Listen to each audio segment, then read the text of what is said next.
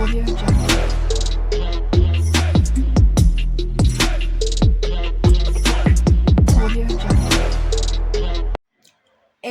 Blog and റെസിപ്പിയിലേക്ക് എല്ലാവർക്കും സ്വാഗതം.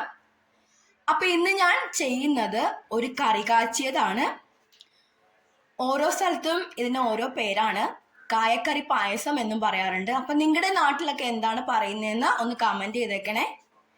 പിന്നെ നിങ്ങൾ എൻ്റെ ചാനൽ ആദ്യമായിട്ടാണ് കാണുന്നതെങ്കിൽ ഒന്ന് ലൈക്കും ഷെയറും സബ്സ്ക്രൈബും ചെയ്തേക്കണേ പ്ലീസ്. അപ്പൊ നമുക്ക് നേരെ വീഡിയോയിലേക്ക് പോവാം. അപ്പൊ ഏകദേശം ഞാനൊരു 3/4 ഗ്ലാസ് പരിപ്പാണ് എടുത്തിരിക്കുന്നത്. 1/2 ഗ്ലാസ് പച്ചരിയാണ്. ഇത് ഞാൻ 1.5 മണിക്കൂറായി ഒന്ന് വെള്ളത്തിലിട്ട് വെച്ചിരിക്കുവാണ്. 3/4 ഗ്ലാസ് നമ്മുടെ പത്തിരിയും ഇടിയപ്പമൊക്കെ ഉണ്ടാക്കുന്ന അരിപ്പൊടിയാണ്. 1 നേന്ത്രപ്പഴമാണ്. അപ്പൊ നേരത്തെ എടുത്ത അരിപ്പൊടി നമുക്കൊന്ന് ഇളം ചൂടുവെള്ളം ഒഴിച്ച് ചെറുതായിട്ടൊന്ന് കുഴച്ചെടുക്കണം. ആവശ്യത്തിനുള്ള ഉപ്പും ചേർത്ത് കൊടുക്കാവേ. ചേർത്തോമ്മ.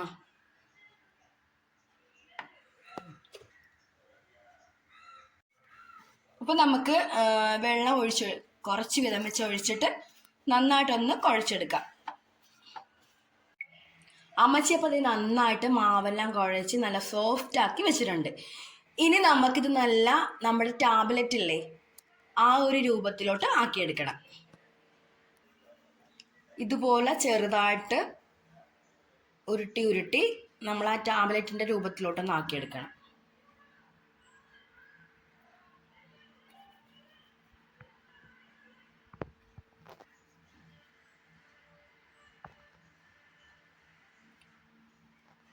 നമ്മുടെ കായ്ക്കറി കാച്ചിലിൻ്റെ ഏറ്റവും വെച്ചാൽ ഭയങ്കര ഇമ്പോർട്ടൻ്റ് ആയിട്ടുള്ള ഒരു സാധനമാണിത്.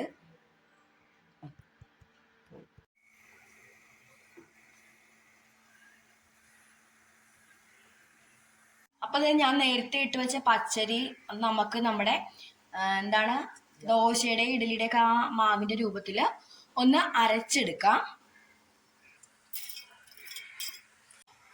ഇച്ചിരി ആവശ്യത്തിനുള്ള വെള്ളമൊക്കെ ഒഴിച്ചു കൊടുക്കാം. ഒഴിച്ച് നമുക്ക് അരച്ചെടുക്കാം. പച്ചരി അരച്ചെടുത്തിട്ടുണ്ട്. പരിപ്പ് നമുക്കൊന്ന് വേവിച്ചെടുക്കണം. അപ്പൊ 2 വിസിൽ മതി. അപ്പൊ ഒന്ന് നമുക്ക് പരിപ്പ് വേവിച്ചെടുക്കാം.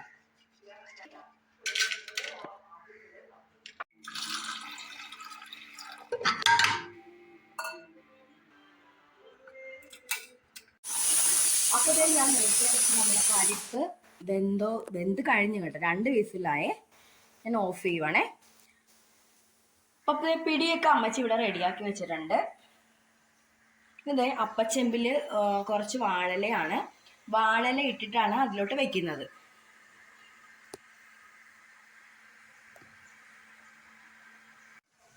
പിടിയൊക്കെ റെഡിയാക്കി അപ്പച്ചെമ്പിൽ വെച്ചിട്ടുണ്ട്. അപ്പം ഇതൊരു 10-15 മിനിറ്റ് മതിയാവും വെന്ത് വരാനായിട്ട്. അപ്പം അതുവരെ വെയിറ്റ് ചെയ്യാം.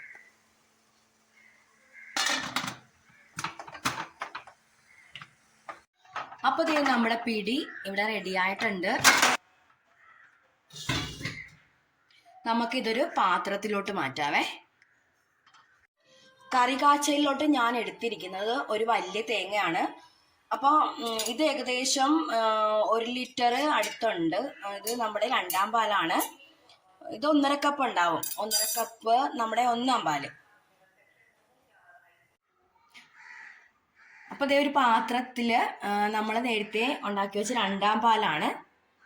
അതൊന്ന് ഒഴിച്ചു കൊടുക്കാം. ഇത് നമ്മൾ ചെയ്യാനായിട്ട് എടുത്തിരിക്കുന്ന ഒരു വലിയ ഇഷ്ടമുള്ള പാത്രം എടുക്കാം നിങ്ങൾക്ക്. അതിലോട്ട് നമ്മൾ ഈ 2ാം പാലാണ് ആദ്യം ഒഴിച്ചു കൊടുക്കുന്നത്. അത് മുഴുവനായിട്ട് ഒഴിച്ചു കൊടുക്കാം.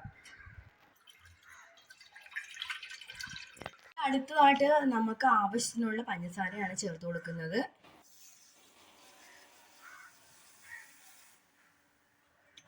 ഇതെല്ലാം നമ്മൾ തീ ഓഫാക്കിയെന്ന് വെച്ചാൽ തീ കത്തിച്ചിട്ടേ ഇല്ല, ഗ്യാസ് സ്റ്റൗ ഓണാക്കിയിട്ടേ ഇല്ല. അപ്പോൾ ഇത് ഞാൻ നേരത്തെ അരച്ച് വെച്ച മറ്റേ പച്ചരി അരച്ചില്ലേ, അതാണേ. അത് നമുക്കിത് മുഴുവനായിട്ട് ഇട്ട് കൊടുക്കാം. തീ ഓഫാക്കി വെച്ചിരിക്കുവാണ്, കത്തിച്ചിട്ടില്ല. ഇതെല്ലാം കൂടി ഇട്ട് നന്നായിട്ട് യോജിപ്പിച്ചെടുക്കണം. ഫ്ലെയിം ഒന്ന് ഓൺ ചെയ്ത് ഫുള്ളിലാണ് വെക്കുന്നത്. കൈ എടുക്കാതെ തന്നെ നന്നായിട്ട് ഇളക്കിക്കൊണ്ടിരിക്കണം.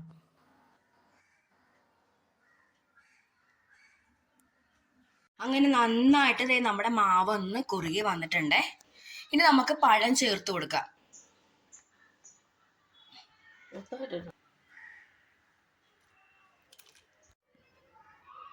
നേന്ത്രക്കായ അപ്പം നന്നായിട്ട് വന്നിട്ടുണ്ട്. അപ്പം നമ്മൾ നേരത്തെ ഉണ്ടാക്കി വെച്ച പിടി ഇട്ട് കൊടുക്കാം.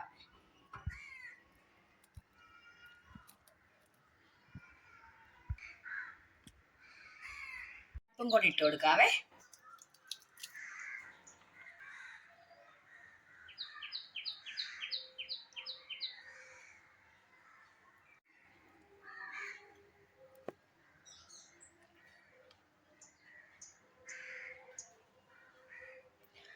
ഒരു 3-4 മിനിറ്റ് കഴിയുമ്പോഴേക്കും നമുക്ക് നമ്മുടെ ഒന്നാം പാലും കൂടെ ചേർത്ത് ഒരു പദം വന്നു കഴിയുമ്പോഴേക്കും ഓഫ് ചെയ്യാം.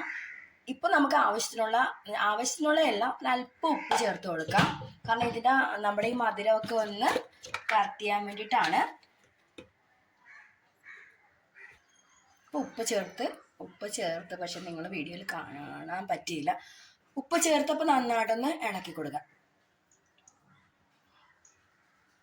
അപ്പോൾ നമുക്ക് അവസാന ഘട്ടമായിട്ട് നമ്മുടെ ഒന്നാം പാൽ ഒഴിച്ച് ഒരു ചെറിയൊരു പത പോലെ ഒരു ചെറിയൊരു ഇത് വരുമ്പോഴേക്കും നമുക്കൊന്ന് ഓഫ് ചെയ്തേക്കാം.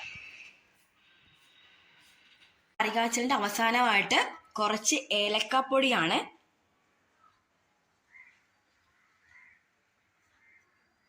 ഏലക്കാപ്പൊടി ചേർത്ത് നന്നായിട്ടൊന്ന് ഇളക്കി യോജിപ്പിക്കാം.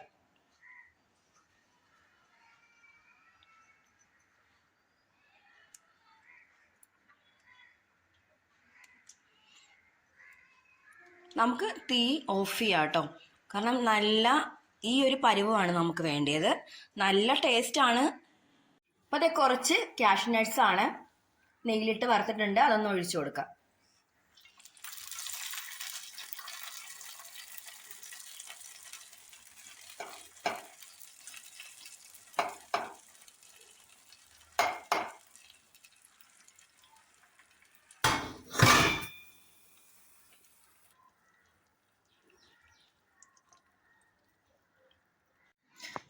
അപ്പോൾ ഇത് നമ്മുടെ കായക്കറി പായസം റെഡി ആയിട്ടുണ്ട്.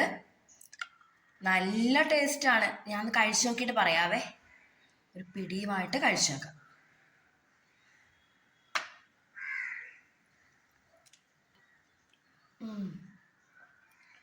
നല്ല ടേസ്റ്റ്. ഇപ്പം ഞാൻ ഉണ്ടാക്കിയോണ്ട് പറയുമല്ല, ടേസ്റ്റ് വേറെ ലെവലാണ് കേട്ടോ. അതിൻ്റെ നല്ല അടിപൊളി ടേസ്റ്റാണ്. അപ്പം നിങ്ങൾ ട്രൈ ചെയ്ത് നോക്കണേ. അപ്പം അടുത്തൊരു വീഡിയോ ആയിട്ട് വരുന്നവരെ ടാറ്റാ, ബൈ ബൈ.